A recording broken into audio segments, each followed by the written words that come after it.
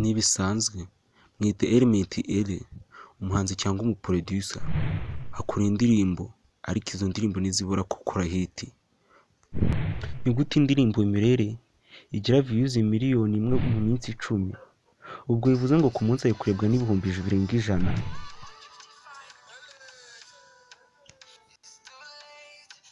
Ibi ngibi ugiye kureba mu Rwanda ni bake babikoze.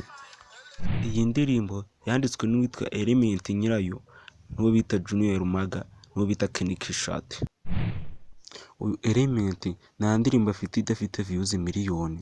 Video ze zose zikaba zifite views miliyoni 25. Iyi ndirimbo si ku rubuga rwa YouTube gusa no kuri TikTok imaze kubyinwa n'abantu barenze 400,000. Nimba utari wayumva nawe wajya kuri YouTube ya Element ukayumva. Mirere bisobanuye mu Kinyarwanda ngo kugeza ku iherezo. Urimo kwibaza ese iyi ndirimbo izagira views miliyoni zingahe?